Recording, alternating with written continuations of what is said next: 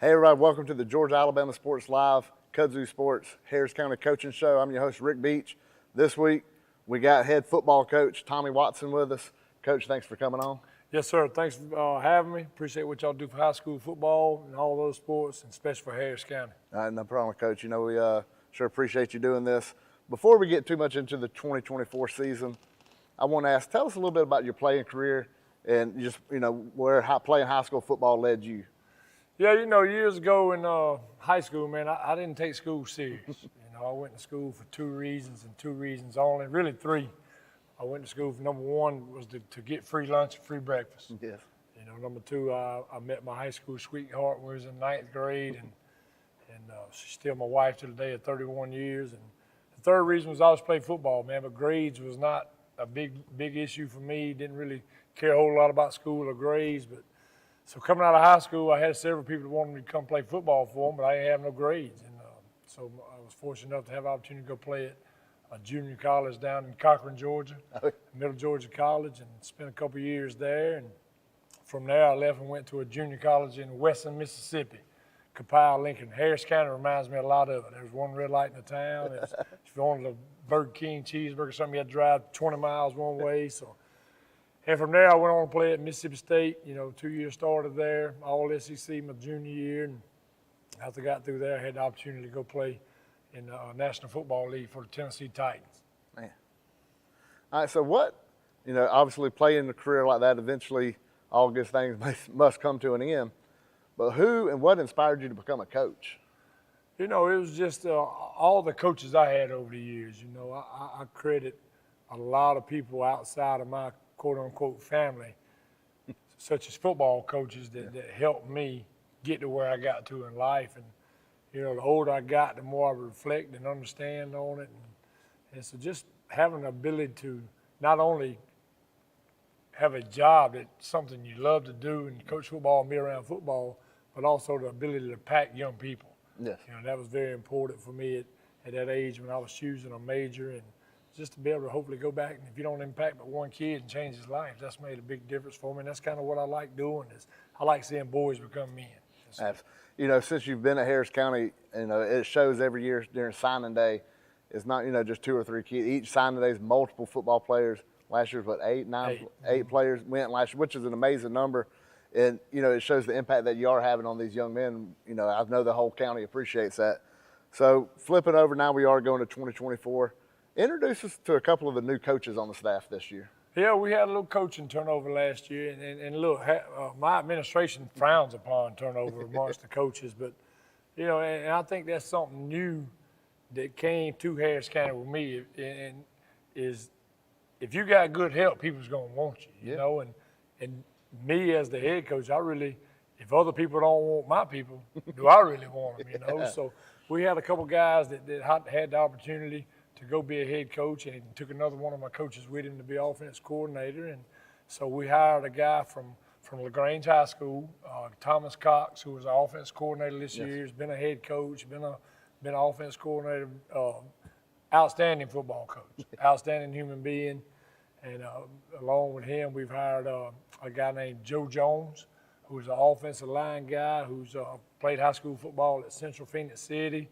He's worked at Russell County. We got him from Lanier County up in around Forsyth County. So it's just, we got several new community coaches. But I'll say this. This is going into my third football season, and we have a full staff from middle school to high school for the first time under my watch. And I want to say that it's probably the first time under Harris County's football that we have 21 coaching slots from 6th grade to 12th grade. And I would be willing to bet anything I own that it's been a long time since all 21 spots were allocated. And that's a big deal, because now you don't have the coach trying to wear 2 hats. You got coaches that can focus on their job and make that, that position group or that group better. Now, you mentioned the middle school. I was going to ask this later in the interview. I'll go ahead and say it now. What you've done with this middle school, integrating it with your high school program, has been phenomenal. What led to that? What can you say, inspired that? I know other coaches have done it somewhat, but the way, your system is bought in, the physicality, the weight room, the workout method. So what can you say on that, the importance of it? Well, let me go back and back up. And we hired Alex Moore, our head wrestling coach at Harris County, to be our head ninth grade football coach this year, and he's fully staffed. And man, that is paying dividends as we speak. That he is taking that load off of the varsity coaches to coach the varsity, JV, and the ninth grade. So, also didn't want to leave him out. But look, years ago, man, I was 26, 27 years old. Got my first head coaching job. I was not ready to be no head football coach, and I fought like crazy for 6 years to try to build a program right down the road in my hometown. And it comes a time where ultimately you got to look yourself in the mirror and say, is everything aligning Right. with the administration, from the parents, from the players? Are you getting done what you want to do? And after those years, man, I just said, you know what? If I'm going to grow in this profession and become what I want to be, I got to go somewhere where football is the most important thing in the town. And so I took a job at Valdosta High School and worked for Rance Gillespie, who is now the head coach at Brookstone. Rance has won, I think, 4 state championships in the state of Georgia. Has been an offense coordinator at Georgia Southern on 2 different stints. And from there, I went to work for a future Hall of Famer, in my opinion, in 2 states, in Florida and Georgia, and Randy McPherson, who has got 5 state championships. And man, I credit those guys along with a couple other people that I worked along with, or for along the way. But man, those 2 guys, Rance Gillespie and Randy McPherson, taught me so much that I didn't know, and about just developing a program, building a program, and that's where it starts. When I left Lowndes and went to Lambert, man, I didn't have full control over the middle school, and it still wasn't. There was still something missing. Yeah. And so when this job come open, it was kind of twofold. It'd been 10 years since I'd been back home, where I could make a day trip home and back, because it was a 6-hour round trip at the last 10 years I've been. And so I reached out and applied for this job and got it.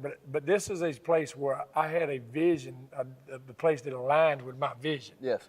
That 6th grade, 5th grade, really, 5th grade through 12th grade, man, we can get them on one accord. We can teach them the same offense. We can teach them the same defense. We can teach them the same list, same things you mentioned. And man, everybody has been receptive. The middle school administration has been great. The high school administration has been great. The board office administration, everybody's on board.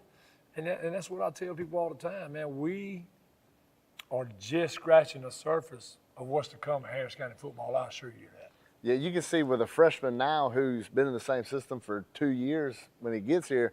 In the past, a freshman coming in, and you're not going to get his full potential, probably sophomore year, where he's comfortable in the system. He's playing, without worrying about if he's in the right place. So you can see it in the scrimmage this year, how y'all, the preseason scrimmage y'all had last week, the black and gold, and you can see some of the yellow shirts. You see the freshmen out there playing with the varsity and JV and making plays, and I just accredit that to the middle school program, and now you could really see it taking off in year 3. So just from an excitement standpoint, the 2024 season, how excited are y'all to finally get through this whole long summer, these summer hot days, to finally get to playing a game? Yeah, it's man. Look, we've had a great off season, and look, for us, football's year round. Yeah. We start football season. Our kids understand this from grade 6 through 12. Football season for us starts on the first day back from Christmas break, and it ends, which was January 8th this year, and it ends with our banquet, which we try to do the week before Christmas break starts. And it's just we like to tell our kids, you're going to get spring break off, you're going to get Christmas break off, you're going to get the June dead week and the July dead week. Rest of the time we focus on working on football. And it's just been we had a great off season from January to July. We've got a bunch of kids back that's been in our program, got a couple of new kids out, but, we lost some really good football players last year, and so we got some big holes to fill, man. But our 2024 football team is something to be excited about. Make no mistake about it. We went over and scrimmaged LaGrange last night, and thank goodness for a weather delay, because we didn't come out and play well early, and we went in the locker room, and I got their attention, and we come back out after the little weather delay and play well. But man, at the same time it's exciting, it is a lot of stress on us. Yeah. Because we have 5 teams that we got to play this year that played in the quarterfinals or better. Yeah. And that's going to be hard to be at your best every week. And And then you look at it, another thing I don't like about our football schedule is our off week is the first week that begins the region schedule, and we don't get another off week till the last week of the regular season. Yeah. So we got to play 6 straight region schedule games, and it's going to be tough. We got a good football team this year. They could go 10-0, Yeah. or they could go 6-4. But the goal is just to get better every game, every week, and to find a way to get in the playoffs where everybody's 0-0. Yeah, and you can see that last year, just that getting better every week. And, you know, you're looking at the schedule. I tell people now, when you pull up and, you know, everybody wants to look at max preps, what did they do last year? You see, you know, Central Carroll 10-0, you see Stars Mill, you see these records. But, you know, they get on there and look at Harris County too. No doubt. They got an 11 spot hanging in that win column Yeah. from last year. So they're looking at us the same way we're looking at some of these schools. So, hey, we're just not going to be a chocolate loss for these people that are coming into the region. We're going to be hell on wheels, I I believe. hope so. That's the goal. So I know a position group, we lost a lot last year. You had a lot of leadership, quarterback position, running back, all the running backs, middle linebacker. But one position that's coming back that, you know, probably the strongest in the area, maybe in the state, that offensive line. What can you say about your offensive line with the kids that are coming back? Man, they're phenomenal. First of all, they're great people. They're great human beings. They are, you know, you referred to it. I have a son, and every one of those guys are like my son. Yeah. You know, I would take them in and raise them from day one like all the kids. But, man, 4 of them are 3-year starters. They love the weight room. They love fundamental. They love practicing. They just love the game of football. And I'm glad they're on my team. I can tell you that. You mentioned, you know, how much they love working out. They love one another. Every time you see, you know, them 4, they're together. It's Braxton, Denver. You got Milton, John Spears. You see these guys, they're doing everything together. And I'm excited to see how far, you know, where they started a couple of years ago, seeing them, and then seeing them this year. They're getting college offers together. They're going to these camps. So finally get to see it come to fruition this season. Getting excited thinking about that offensive line and just how much that – look at football and the way it's changed lately. You know, the last 10, 15 years, everybody wants to run spread. Everybody wants to have these skill positions. What's the trenches mean? How important is it to control that line of scrimmage and just, you know, just Frank, what we did last year? You just went in the games last year, leaned on somebody for 3 quarters. In that 4th quarter, you just kind of broke them with the running game. How important is just controlling that line of scrimmage? Well, that is, you know, a lot of people don't agree with this. You just alluded to it. People want to do this, X, Y, and Z. But I have, over the last 15 years of my 23 years of coaching, I have built my football programs around offensive linemen. And here's the reason. You're going to have high school offensive linemen every year in high school football. And if you always develop, you always train them, you always coach them up as good as any position on the field, man, when you get some athletes, you know, when you get some of the Mateo Yeomans and the Miguels and Rand this year and some of the other people that we got this year, man, when you got some guys that go with the offensive line that knows what they're doing and how to do it, you got something special. And then if you flip it around, I mean, I try to control the football game with our offense. You know, people talk all the time about, man, y'all had a great defense last year. You held 10 out of 13 opponents, 20 points or less. Yeah, absolutely we did. We take pride in playing defense. But we play great defense with our offense, keeping the other team's offense on the sideline. So it's kind of 2 or 3-fold of why I play football the way I play. But again, I'm going to say it one more time. I build my football program around offensive linemen. You know, just mentioning that, just think back to the Northside game last year. It's rainy. It's a close game. You know, conditions ain't that great, but you hold on to the ball for over 13 minutes, which 12-minute quarters, you had the whole 3rd quarter plus. You go 90-something yards. You finish it with a touchdown. That took all the air out of the other sidelines, and plus all the clock was gone. Yeah, no so doubt. Controlling the game like that is just phenomenal. Flip it over to the defensive side of the ball. What are some players or position groups that you've seen this offseason that you're really looking forward to seeing this Friday night?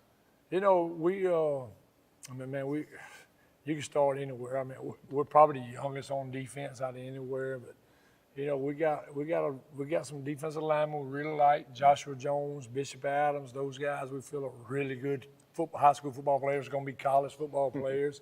We're really young at the inside linebacker position. Yeah. We played 2-3 juniors there. You know, at the outside linebacker, we got a returning starter there. We got a senior that's never played outside linebacker. We're playing there. So, And then in the secondary is probably where we had the most experience, and which is a good thing. But so if I had to say, I would probably say I'm very excited to watch our defensive backs play. Yeah. Because since I've been here, we've been just okay back there. We've played with a lot of youth back there. But for the first time since I've been here, we have a lot of experience there. But if you look at one play last night, we look like we ain't never played it. But that happens. You know, we got tricked, got our eyes in the wrong spot. But that group's a veteran group that ought to be a really good part of our football team. Yeah, when you get a veteran DB group, especially, and they can play with that reckless abandon, they don't have to worry about they know where they're supposed to be. It really get that. Now, you said earlier, you know, growing up in Upson County, right across, in between Harris and Upson, Meriwether County. Yep. Harris County and Manchester is this big rivalry for years and years, last 19 years. What can you say about that rivalry? Growing up over in Upson County, you heard about it, I'm sure, and just, you know, people you talking about that rivalry, what it means to bring it back to the county. You know, honestly, I go to the Circle K every day up here in Hamilton, sometimes to the Valero, and at least once a week I get asked about this game. And, you know, I really don't know the history of the game as far as the series records. I started to look it up the other day. I said, no, I don't want to. But, you know, we're very excited to get that rivalry back going. Yeah. It ought to be a great money source for both sides. Absolutely. You know, the stadiums ought to be packed when you play a home game. It's something that needs to happen. Yeah. Make no mistake about it. But, you know, I know this in a rivalry game. Of course, I've played in the Valdosta versus Lowndes, the Lowndes versus Moultrie, which is Colquitt versus Valdosta. And, you know, I've played in those games as a coach in those games, as a coach, played in them as a player. I mean, that game's going to come down to one thing and one thing only. It's going to be the team that can control their emotions and don't get caught up in this rivalry. It's who's going to go out there and do what they coach to do. I'm telling you, it's going to come down to that. All right, well, Coach, we're going to wrap it up. You know, this Friday night, Harris County going to Manchester. I've heard it's going to be a bigger crowd than what they had for the semifinals. And, you know, I hope it is, because I think the players deserve to play in that environment. I think that type of environment is phenomenal, and I just can't wait to get there. Coach, I appreciate you coming on this week, and good luck Friday night. Hey, appreciate it again. Thank you for everything you do for Harris County.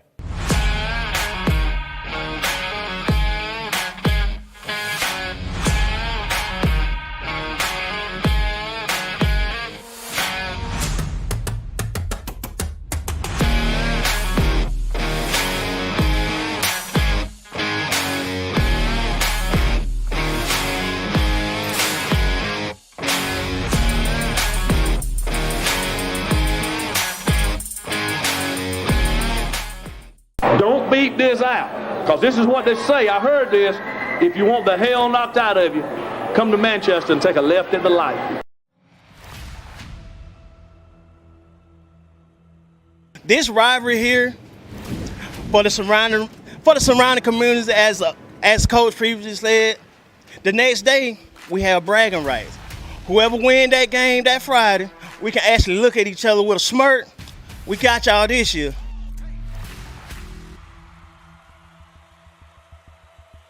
And so when we got on the field together in high school and played against each other, it was friends playing against each other. Sometimes it was family on the other side of it.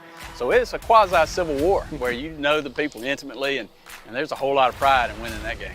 My barber stays in LaGrange. My last year playing them, he actually was the guy that I couldn't get away from. Every time I tried to get a touchdown, he would come in and stop me. He never let me live it down. You know, and I think that, man, I'm tired of all the talking. You know, it's been years we've been wanting to play each other. You know, and I think this year right here, it's going to be a start of something good going into the future. I'm ready for it. Hey everybody, I'm Rick Beach. Harris County and Manchester has met 37 times, many on this very field. After a 19-year hiatus, that rivalry is renewed.